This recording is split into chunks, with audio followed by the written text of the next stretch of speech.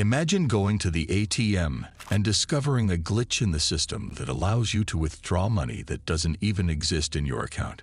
What will happen in this case? Assuming that you are a truthful and trustworthy person, the right thing to do is to report this glitch and not exploit it to your advantage. But what will happen if the person who discovered it doesn't mind taking other people's money? This is what we are going to see in today's story, and we will see how this person kept taking advantage of this glitch for months until he became a millionaire, and how he was exposed in an unexpected way. Today's story took place in 2011 in Australia.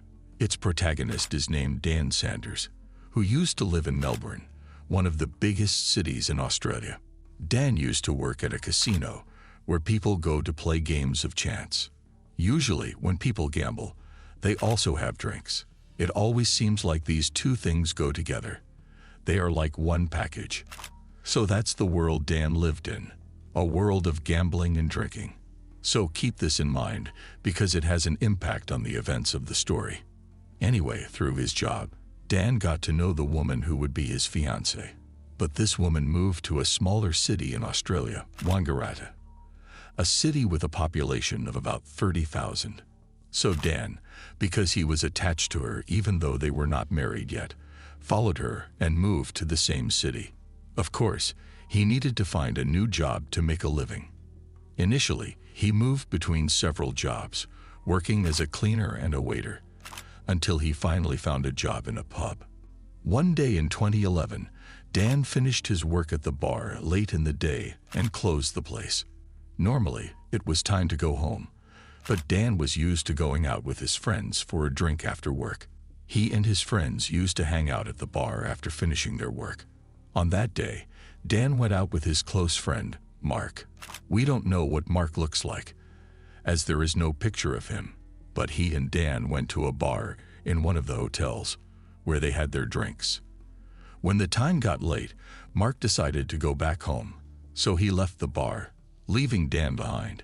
It was supposed to be the time for Dan to go home, especially since it was already midnight.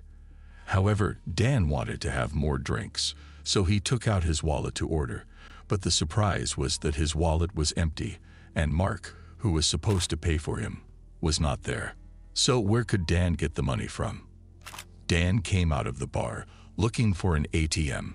After a while, he found an ATM belonging to the National Australia Bank, which is the bank he deals with.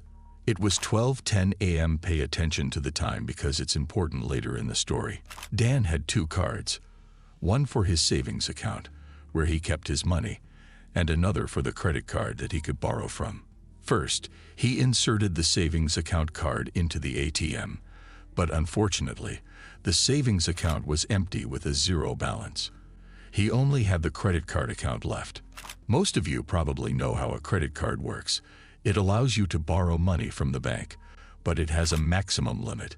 Dan's credit card had a limit of $2,000, and the problem was that he knew he was close to this limit because all month he had been spending money from this card in the negative.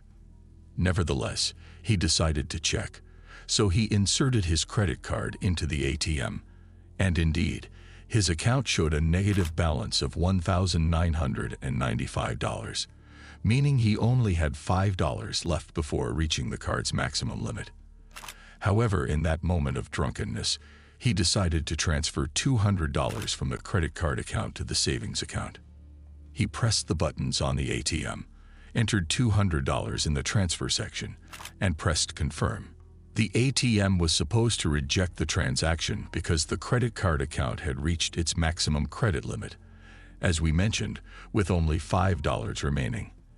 And indeed, that's what happened. An error message appeared on the screen, indicating that the transaction was invalid, and the ATM automatically ejected the credit card. In this case, any conscious person would take his cards and return home.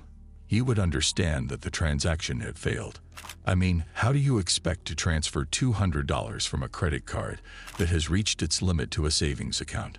It doesn't make sense. But because he was drunk, Dan decided to insert the savings account card into the ATM machine to see if the $200 had been transferred. The savings account, of course, should be empty. As we said, The balance is zero. But the strange thing is that the ATM machine did not show the balance in the account. Instead of the balance, it was written, "Account balance cannot be displayed at the moment." He looked at the screen and was surprised why the balance was not visible, even though it was supposed to be zero. Nevertheless, he went to the withdrawal option, entered $200, pressed OK, and instead of receiving an error message or a message saying that the balance was insufficient, the machine dispensed $200 in cash, meaning that the money transferred from the credit card did indeed go to the savings account, even though the credit card was supposed to have reached its limit. Where did this money come from? Dan had already tried to transfer $200, but an error message appeared saying the transaction was canceled. So how did it transfer? At that moment, Dan, the drunk, didn't think about how this happened. All he was thinking about was going back to the bar and drinking more. So he took the money and went to the bar, sitting there until 12:50 a.m. Pay attention to the time. It's not 1:00 a.m. yet. After that, he left the bar and walked towards his house. However, on that night, it was raining heavily, and he tried to find a place to shelter from the rain. He found himself once again in front of the bank's ATM, the same machine from which he withdrew $200 earlier. The machine had a cover protecting it from the rain, so he hid under the cover next to the machine. Standing there, despite being drunk, Dan began to examine the machine and wonder what had happened. How did the machine give him $200 when he shouldn't have been able to transfer any amount from a credit card? What was going on? At that moment, he decided to try the same process again. First, he took his savings account card and inserted it into the ATM machine. Similarly, the balance was not displayed, but a message appeared saying that the account balance could not be shown at the moment. He withdrew the savings account card and took the credit card, inserting it into the machine. Once again, he transferred $200 from the credit card to the savings account, and the same error message appeared, "Transaction canceled," and the credit card was automatically ejected from the ATM machine. Once again, Dan inserted the savings account card into the ATM machine. Similarly, the balance was not displayed. He immediately went to the withdrawal option, entered $200, pressed OK, and once again, the machine dispensed $200 in cash. He repeated the same process with larger amounts, $400, $800, and each time, the machine dispensed the requested amount, even though his accounts were almost empty. Dan withdrew about $2,000 that night, returned home with a full wallet, and of course, by that time, he was exhausted. He laid on his bed and immediately fell asleep. The next morning, he woke up and began to recall what had happened. Initially, he thought it was just a dream. However, when he opened his wallet and saw $2,000 inside, he realized that it was indeed real. He was surprised, and the first thing that came to his mind was to check his bank balance, because, as we mentioned, the ATM last night didn't display the balance in his account. When he checked the savings account, he found it to be zero. He then checked the credit card account and found a negative balance of $1,995, just as it was. The accounts remained the same, as if he hadn't withdrawn $2,000. He decided to wait and see if there might be a call from the bank or if something unexpected might happen. However, that day passed without anything happening. No one asked about him, and no one called. The next morning, on the second day, meaning more than 24 hours had passed since the withdrawal. When he woke up, he immediately checked his account balance. Of course, checking the balance required calling the bank, since, in 2011, bank apps were not as prevalent as today. So he called the bank and requested a statement to know the balance. The surprise was that the balance in the savings account was negative $2,000. The credit card account still had a negative balance of $1,995, but the savings account had gone from zero to a negative $2,000. This meant that the withdrawal he made from the savings account had been reversed and turned into a debt on his account. The system corrected itself, and the $2,000 he withdrew from the ATM became a debt in his account. Even though, originally, the bank should not have allowed him to withdraw money that was not available in his account, in the end, the system corrected itself, and the withdrawn funds turned into a negative balance. The strange thing that Dan noticed was that the bank statement did not show any transfers from his credit card to his savings account. All that was apparent in the statement was that the balance in the savings account had become negative, as if the system didn't know where the money came from. It knew it was withdrawn, but it didn't know its source. Now, Dan should return the $2,000 in cash to the bank to cover the debt. However, when he checked his wallet, he found the $2,000 inside. So he thought to himself, money in hand is better than zero in the bank, even if the account is in the negative. So he decided to enjoy the moment, went straight to the market, bought household items, and even purchased a new fridge for the kitchen. Later, he called his friends and invited them to the bar where he works. In the end, he had only $300 left from the $2,000. Then, Dan decided that instead of returning the money to the bank and paying off a small portion of his debt, he would gamble with the hope of recovering the lost amount and paying his debt to the bank. One of the things widespread in Australia, especially in bars, is betting on horse races. People choose a horse, bet on it to win the race, and place a certain amount as a type of gambling. The bar where Dan used to work was one of the bars collaborating with a website called Tab, the largest horse racing betting site in all of Australia. Many bars collaborated with this website to offer their services through the bar. This means the customer comes and gives cash to the bar owner, and the bar owner places the bet on the website because the bar's system is connected to the site. So Dan decided to place the remaining $300 in bets on horse races like this, and at the end of the day, he lost all $300, went back home with no money in his pocket, and on top of that, he had debts to the bank. Now, Dan was thinking about what he could do to solve the problem he was facing. He thought about what happened that night when he managed to withdraw $2,000 from the ATM. How did this process happen? Why did the ATM allow him to withdraw money that wasn't in his account? Dan, despite having personal issues with drinking and gambling, had a certain level of intelligence. He enjoyed analyzing and understanding how systems worked. He was not a hacker. He just had a love and passion for technical matters and systems, wanting to comprehend their functioning. Dan began pondering all the factors that occurred that night, and the first significant factor he felt was important was the timing. The withdrawal operation took place after midnight, so he decided to go for another attempt after midnight. Indeed, a few days later, after finishing work at the bar and closing the place, he went to the same ATM machine from which he had withdrawn before. First, he inserted the savings card into the machine, and indeed, it showed a negative balance of $2,000. He took out the savings account card and inserted a credit card into the machine. The credit card also had a negative balance of $1,995. As we mentioned, it was close to its maximum credit limit. He proceeded to repeat the same operation, transferring $1,000 from the credit card to the savings account. The same error message appeared, and the credit card was automatically ejected from the ATM machine. He then inserted the savings account card into the machine, and this time, the balance appeared in front of him. The surprise was that it was negative $1,000, meaning the $1,000 he transferred from the credit card had reached the savings account, even though this was not supposed to happen.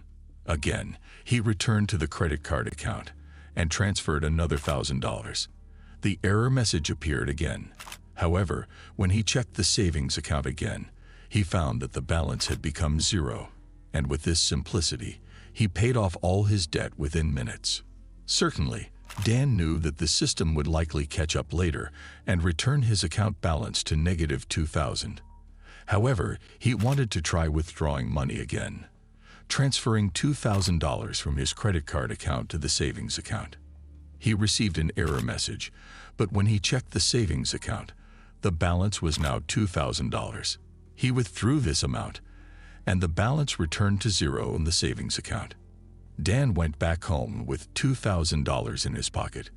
Currently, his account balance is zero, but he knew that the system would likely correct itself. Still, he wanted to know when this correction would happen.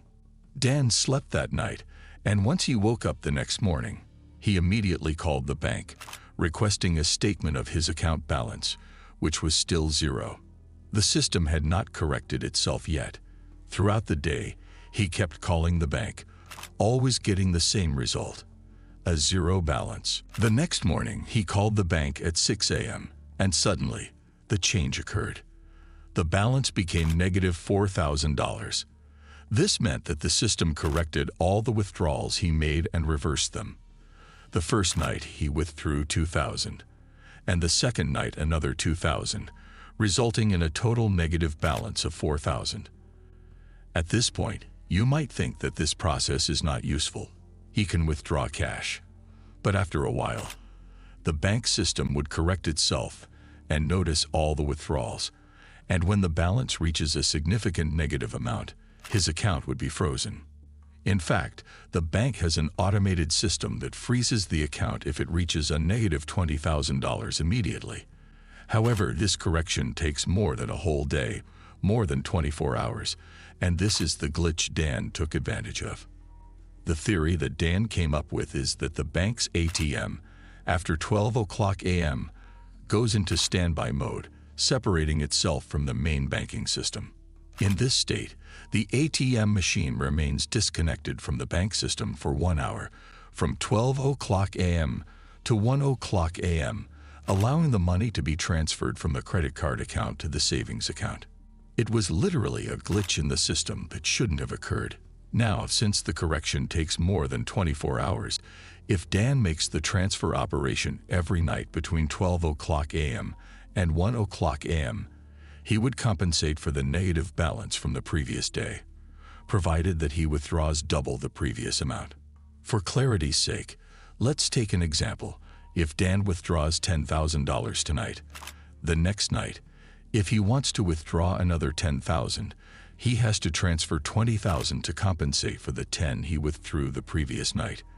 And on the following night, if he wants to withdraw another $10,000, he has to transfer $30,000 to compensate for the $10,000 of the first night and the $10,000 of the second night, meaning that the total to be transferred every night accumulates. However, the advantage is that the machine allows transferring any amount up to 6 figures. In one transaction, he can transfer $999,999. If he wants more, he can simply make another transfer. But keep in mind that he has to transfer every night. If he misses one single night, all the money he withdrew in the previous nights will suddenly turn into a negative balance in his account. For example, if he withdrew $100,000 over the past few nights, his account would suddenly become negative by $100,000, and the bank would immediately notice because the amount is significant. To sum up, Dan discovered that if he wanted to take advantage of this glitch, he had to transfer money from his credit card account to his savings account every single night from 12 o'clock a.m. to 1 o'clock a.m. and never miss a night. Besides, each time he has to transfer double the last withdrawn amount for 2 reasons.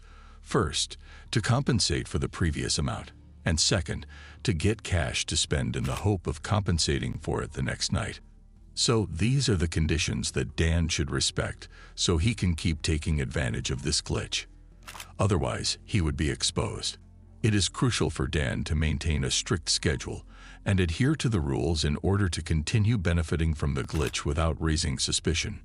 Any deviation from the established routine could result in detection and potential consequences. Dan also discovered that he could perform this trick from any ATM machine owned by NAB, National Australia Bank. Therefore, every night, he would go to the machine and withdraw a substantial amount. According to him, he felt a bit guilty at first, but then he rationalized that he was taking money from the bank, an evil institution that steals people's money. So, why shouldn't he steal from them when the opportunity presents itself? This was the logic he used to justify it to himself. Of course, He didn't tell anyone about this. He kept it a secret from his friends and even his fiancée. Speaking of his fiancée, she was a devout Christian and even a primary school religious teacher, so she would likely oppose such behavior. Yet, every night, he would withdraw a considerable amount. In the first week, he withdrew around $20,000. Dan's greatest enjoyment was to invite his friends to drinks. Besides betting on horse races, his friends used to support him or even help him choose the horses to bet on. He was living the good life, occasionally inviting everyone in the bar and saying the tab was on him. People around him started to wonder where he got the money. His financial situation didn't allow him to do these things, but he explained to them that he was winning bets on the horses he had wagered on, and everyone believed this logical explanation. However, in reality, he was experiencing significant losses on his bets. Dan was addicted. Even while working at the bar, he would continue gambling on the mentioned website, the TAD website, which was the largest betting site in Australia. He kept losing, and his losses amounted to $40,000. And he was still gambling.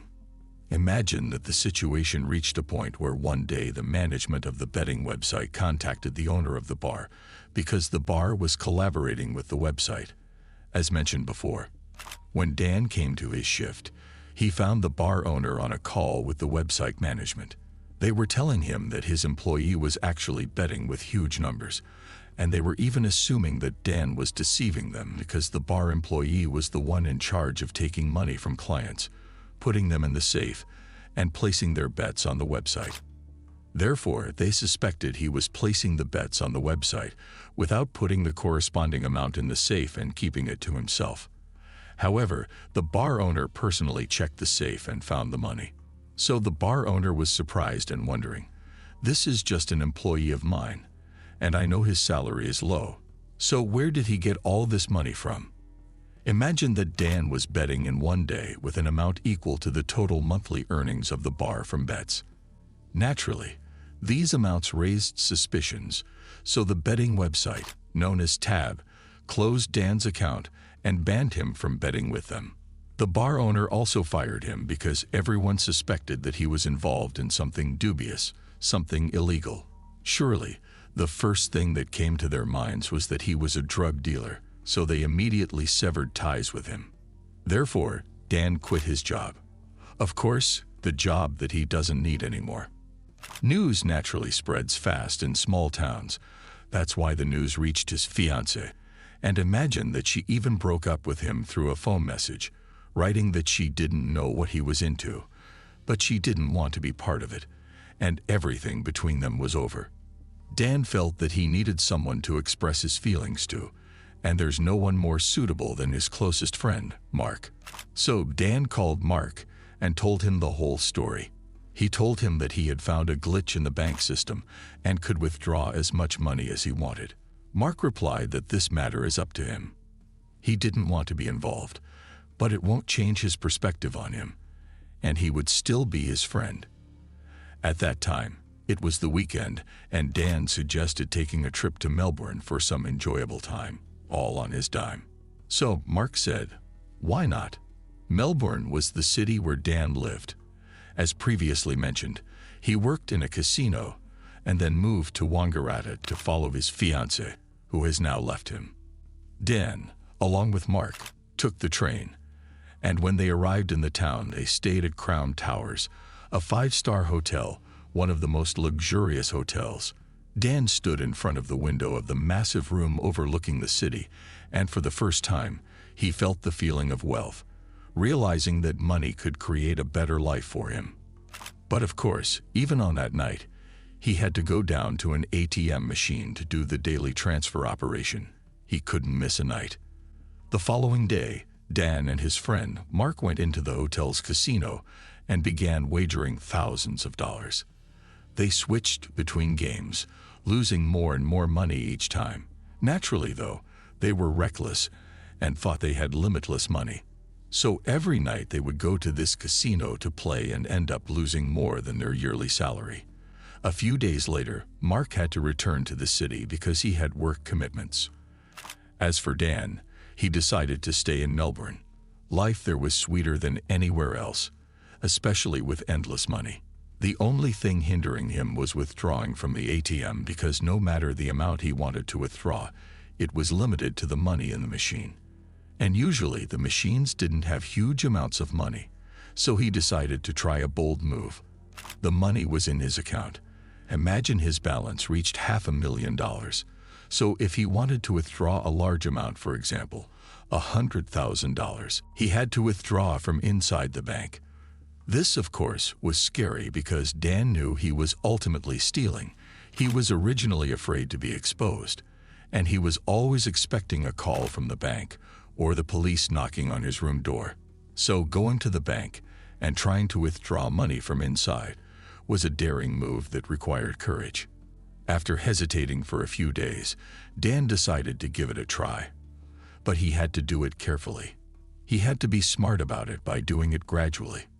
The first time, he asked them to withdraw $1,000, a sum he could withdraw easily from the machine. But his ultimate goal was just to gauge their reaction.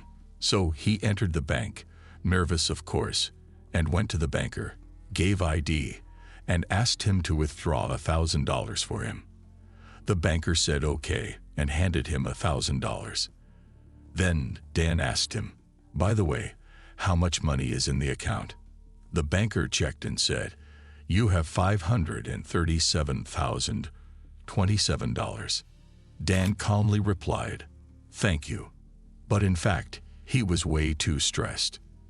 The next time, Dan withdrew a larger amount, $20,000, smoothly from the bank. Things went well, and he left the bank without any problem. The third time, he decided to withdraw a significant sum, $100,000. This time, before handing him the requested amount, the banker went inside, presumably to get the manager's approval. This process took a considerable time, perhaps about a quarter of an hour, during which Dan anxiously waited, afraid that they had discovered something and might contact the police. However, after the elapsed time, the banker returned and handed him the full amount in cash, $100,000. Now, Dan wasn't even limited by the amount he could withdraw from the ATM. He could now withdraw any sum he wanted directly from the bank. Despite everything, he was convinced that he would be exposed sooner or later. So now he had to seize the opportunity and enjoy the money he had as much as possible, because a day might come when he would be arrested, and then he would likely go to jail for a long time. Dan called a group of his friends, including his close friend Mark, and told them to take some days off and come to Melbourne. He told them that they would stay in luxurious hotels, dine at the finest restaurants, and indulge in activities they had never dreamed of in their lives. His friends were puzzled, especially those who didn't know the details, but eventually they were convinced. They were four: Dan, Mark, and two others whose names and appearances were unknown. Dan informed one of them about the glitch he discovered and the whole story in detail. As for the last friend, he told Dan that he didn't want to know anything. All that mattered to him was to enjoy the time with them. Probably, he was afraid of getting involved in big issues. Now there were two friends who knew about the glitch, and the third was just enjoying his time with his friends. These four left no place in the city. They went to hotels, restaurants, and shops, spending exorbitant amounts. They used to ride in limousines to move from one place to another, and sometimes they even used a helicopter. When they go to a restaurant or pub, Dan will invite everyone in the bar or restaurant, telling the staff that the bill is on him and paying for everyone. When they encountered someone who matched their vibe, they would invite him to their parties. Sometimes Dan would rent entire pools in hotels for a party or hire a penthouse for a celebration. Occasionally, he would rent an entire floor of the hotel, and people would come, turning it into a grand party. They had everything: dancing, drinking, girls, and even drugs. This was their life during this period, and Dan spared no expense. Anyone passing by him would be given money. If they had lunch at a restaurant, the waiter would receive generous tips in hundreds of dollars. The limousine driver would get a significant and even more generous tip. Hotel staff would also get their share. Anyone who met Dan was considered lucky, and his friends were on top of the list. He would buy them whatever they desired. He even paid off all their debts, including the massive study loans they had. One of the situations that happened to Dan was once, when he was walking on the street, he saw a guitarist playing for passersby, and he liked his performance. However, no one was standing around this musician, so he went and paid people to gather around him. And of course, he donated a respectable amount, reaching thousands. Another time, he was sitting in a restaurant and met an elderly couple who wished to travel abroad, to Hawaii, but they hadn't enough money to pay for the trip, so they decided to change their plans and settle for a domestic trip in Australia. Dan gave them $40,000 in cash so they could achieve their dream. One of the things Dan used to do was, whenever he came across a homeless person on the street, he booked some nights for him in luxurious hotels. One day, the Hilton Hotel called him and told him that the person whom he booked the room for, when he left the room, they didn't find the towels, the iron, and the coffee machine. He stole everything. Dan, of course, laughed and told the hotel management that he would pay them back. Dan did all these things with joy because he strongly believed that if he had money that never seemed to run out, so why not share it with others? This act brought a kind of happiness, especially when he saw their reactions, and at the same time, it eased the guilt he felt. Perhaps he saw himself as Robin Hood, stealing from the rich and giving to the poor. However, he didn't spare on himself. He and his friends used to go to the fanciest clothing stores, purchase the most expensive items, take the most luxurious perfumes. Anything they desired, they could afford it, and they always had to maintain appearances. They couldn't enter a place and spend all this money without wearing the most expensive clothes and the latest fashion. Once, Dan was dining at a luxurious restaurant, one of the most expensive in the city. When he finished his dinner, Dan paid the bill for all the tables in the restaurant, even though people who go to such restaurants usually don't need someone to pay for them. A woman from the restaurant staff approached Dan and asked if he was the richest man in Australia. He replied, "No, there are people richer than me. I believe I'm 7th on the list." His wealth attracted attention, especially from some women who tried to take advantage of him. He was also generous. Whenever he met a girl, he bought her jewelry, clothes, and expensive items.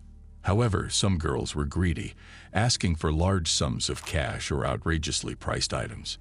However, if Dan felt that a girl was trying to take advantage of him, he would easily leave her.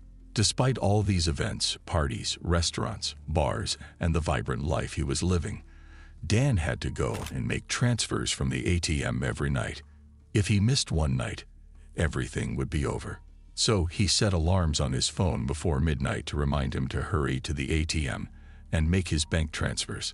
Within just 4 months, Dan had withdrawn over $1 million from the bank, and the bank had no idea what was happening. You might think it's unbelievable that he spent over $1 million in 4 months, but he did. For example, once he rented a private plane for $90,000, flew to an island near Bali in Indonesia, and stayed there for 2 days. He rented the entire island. And you might wonder how he stayed there for 2 days. What about the bank transfers? Well, he gave one of his friends his bank cards and let him handle the bank transfers, calling him during the whole trip to confirm that he had completed the process. Throughout these 4 months, Dan was convinced that he would be exposed any day, and the bank would notice what he was doing and report the police immediately. Despite enjoying the money and lavish lifestyle, Dan lived in constant anxiety and fear. He couldn't sleep, and whenever he felt these emotions, he drowned himself in alcohol to forget, which worsened his state. After the turbulent 4 months he experienced, he felt that he had reached a point where he couldn't live with the anxiety and fear within him. He even felt a sense of guilt and remorse for spending money that was much larger than he needed. Dan gathered his 3 friends and told them that he had decided to stop because he was living under unsupportable pressure. Initially, his friends were shocked and frustrated by the news, but Dan explained it to them. He told them he would make one last withdrawal, and each of them could take what he wanted, whether it was cash or something to buy. Dan made the final transfer operation and gave his friends what they wanted, and in the end, the total amount he withdrew from the bank reached $1,600,000, a substantial sum. After that night, for the first time in 4 months, he didn't go to the ATM and didn't make any transfers. Certainly, now the entire amount, $1,600,000, would be reversed in his account, and his balance would become in negative. Dan's friends went back to their small town, Wangaratta. As for Dan, he stayed at the hotel with a cash amount of around $80,000. He had placed all this money in the hotel room's bathroom tub. Dan remained in the room, anticipating a call from the bank at any moment or even a sudden raid by the police. He expected that the bank must have received the news by now, after his account was debited by $1,600,000. Indeed, after a few days, he received a call from the bank. He answered, and they said, "We have noticed some strange activities in your account. Can you explain what's happening?" Dan replied, "I don't know. You tell me." They responded, "We will investigate the matter and get back to you. If we find that you've done something wrong, we will report it to the police, and we warn you not to try to escape or avoid us." Dan told them, "Okay," and continued to wait in the hotel. Days passed, and he heard nothing from them. After a month, he decided to call them himself to find out what was going on. Tired of waiting and anxious about the uncertain situation, he called the bank and explained the situation to one of the employees. She told him to wait, and she kept him waiting for more than 20 minutes. Finally, a person named Bernie, who seemed to be a manager or official at the bank, responded. Bernie said, "Mr. Dan, you won't get any money, and I think you know why." Dan replied, "I don't want to take any money. I just want you to tell me what's going on." Bernie bluntly said, "You're a bad boy," as if a teacher were scolding a student, and Dan even apologized. Eventually, Bernie concluded, "You're going to jail. The matter has escalated to the police, and they are investigating. You have ruined your life." After this call, Dan was sure that the police would arrest him at any moment. Dan sat in the hotel room, anxiously waiting. Of course, the police would easily locate him since the hotel reservation was under his name. Despite a whole month passing, there was no news from the bank, the police, or anyone else. Frustrated, Dan decided to leave Melbourne and return to the small town of Wangaratta, especially since he was running out of cash. He waited there, expecting a call or summons from the police, but months went by without any developments. During this time, Dan maintained communication with the bank, which constantly threatened him with arrest and imprisonment. However, a year and 2 years passed without any action being taken. It seemed like the bank was merely tormenting him with threats without taking any legal action. Dan lived in a constant state of anxiety and fear. He even consulted some lawyers to inquire about the case, but they couldn't provide any helpful information because the situation was unique and unprecedented. Dan continued to wait, enduring the bank's persistent threats. For 2 years, they would call him, claiming the matter was under investigation, leaving him uncertain whether the bank was playing with him or genuinely incapable of taking any legal action. In the beginning of 2014, which means it's been more than 2 years since Dan started making transfers from the ATM, Dan felt that he had reached a point where he could not bear the pressure he was living under. He wasn't imprisoned, nor was he free. He was living under threat. So he decided to do something to try to elicit a response from the bank. He approached the media and began to share his story himself. First, he contacted one of the most famous newspapers in Australia, provided them with his story, and they invited him for an interview. A journalist conducted the interview, and they even dressed him in a suit, took him on a private plane, and took some well-arranged photos for the article they were going to publish about him. The article was indeed published, and for the first time, Dan's story was exposed to the public worldwide. However, the article did not achieve its purpose. It did not spread widely enough for the bank to react. Therefore, Dan decided to take the matter to a higher level. So, Dan contacted a program called Current Affair, one of the most popular television programs in Australia. The producers and hosts of the program were intrigued by Dan's story, so they invited him to a week-long filming session. They did extensive work, renting a hotel, cars, and a plane, and captured scenes representing his life during the crazy 4 months he lived using the bank's money. After filming this episode, Dan waited anxiously for several weeks until the episode was completed and ready for broadcast. This program was watched by millions of people, so when they broadcasted the story, the bank would be compelled to react. Dan was excited and eagerly awaited his story to be aired on television. When the scheduled time for the program finally arrived, Dan watched it from the beginning as they aired the report and the whole story. Of course, the story was condensed, not containing all the details, but it sufficiently conveyed the essence of the matter. But what happened is that at the end of the story, Dan was surprised when the show host said strange things. She mentioned that there is an arrest warrant against him, and he is currently considered a fugitive, and anyone with information about his location or whereabouts is supposed to inform the police. Dan was sitting there, looking surprised, wondering what was going on. Since when does he have an arrest warrant, and when did he become a fugitive? They themselves had taken him for a filming session that lasted for a week, so how did he suddenly become considered a wanted fugitive? Dan was in disbelief. If they wanted to arrest him, he would surrender willingly. However, he couldn't believe how the producers of this program, who are supposed to be professional journalists, were fabricating stories about him, claiming he was escaping just to make the story more intriguing. On the same night the program aired, one of the program's producers emailed Dan, expressing pleasure in getting to know him and describing him as a pleasant person. Then, the producer expressed his wish that Dan was satisfied with the final product. Of course, Dan was not happy, especially with what they did at the end of the story. After that, the producer wrote in the email that if Dan wanted to obtain the photos and the shots that he had taken, he could come to the television station next Thursday. Dan immediately realized it was a trap and wondered why they were doing all these things.